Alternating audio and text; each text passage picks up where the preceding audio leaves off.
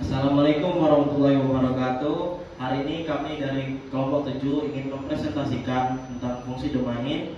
Sebelum penyampaian materi, kami akan memperkenalkan nama anggota kelompok. Saya Dafa Ahmad Ulwan, ada Saskia Aska, Mega Lestari Saputri, Nazwa Aulia Putri, Nazwa Yawashirut Ramadan, Maharani Aura Alia Putri, Arik Ananda Rafli, dan Dimas Nafianto. Tanpa mengulur lebih banyak waktu lagi, materi pertama akan disampaikan oleh saudari Saskia Aska. Sebelum masuk ke fungsi domain, saya ingin menjelaskan secara singkat mengenai pengertian domain. Jadi, domain adalah nama unik yang berfungsi untuk mengarahkan pengguna browser ke website tertentu. Nama domain umumnya diakhiri dengan ekstensi seperti .com atau .id dan sejenisnya. Sistem nama domain terdiri dari dua elemen utama, yaitu nama domain dan ekstensi domain. Nama domain adalah alamat yang mewakili website Anda. Sementara itu, ekstensi domain adalah bagian akhir dari domain. Umumnya yang paling dikenal adalah .com dan .id. Selanjutnya, pembahasan domain. Domain merupakan hal pokok yang harus dimiliki oleh sebuah website. Hal ini diperlukan untuk memberi kemudahan bagi para calon pengunjung untuk dapat mengakses. Selanjutnya, pembahasan domain. Domain merupakan hal pokok yang harus dimiliki dalam sebuah website. Hal ini diperlukan untuk memberi kemudahan bagi calon pengunjung untuk dapat mengakses sebuah website dengan mudah.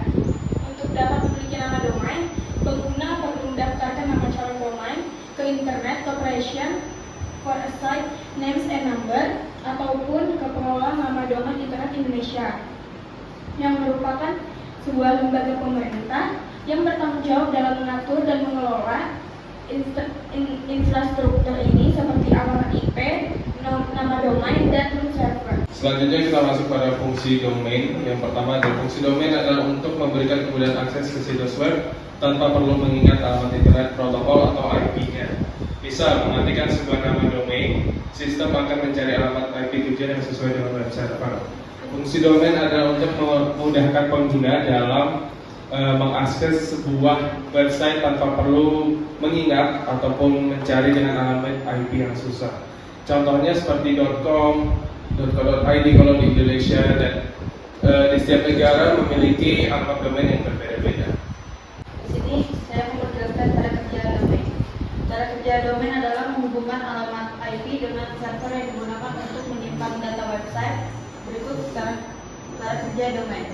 Pertama, mengakses nama domain di browser. Kedua, cek di database domain name server. Ketiga, menentukan alamat IP domain. Keempat, menghubungkan ke server tujuan. Kelima, website ditampilkan browser pengguna. Yang pertama, mengakses nama domain di browser. Di mana dengan mengakses nama domain di browser, yaitu dengan mengetik nama domain pada browser internet, secara otomatis browser akan mengirimkannya ke server global untuk mencari dari mana domain itu berasal. Dan yang kedua, dengan cek di database domain name server, yaitu dengan data ini kita dapat mengetahui dari register domain yang digunakan. Dari situ akan diketahui DNS domainnya. Dan yang ketiga, dengan menentukan IP address domain, di mana setelah ditemukannya DNS asal provider domain, selanjutnya nama domain tersebut dikonversikan menjadi alamat IP address. Yang keempat, menghubungkan ke server tujuan, di mana kemudian IP address ini akan langsung dihubungkan ke server hosting yang di mana semua data website disimpan, yang nantinya data yang diminta akan disesuaikan dengan permintaan dari user. Dan yang terakhir, website ditampilkan pada browser pengguna. Data yang sudah didapatkan akan dikirimkan kepada browser pengguna, di mana proses request dari awal sampai akhir terjadi, dan tinggal memakai saja konten dari web tersebut. Kesimpulannya, domain merupakan salah satu unsur penting dalam pembuatan sebuah website. Nah, dengan adanya domain dapat mempermudah para user dalam mengakses situs web tanpa harus mengingat alamat IP-nya.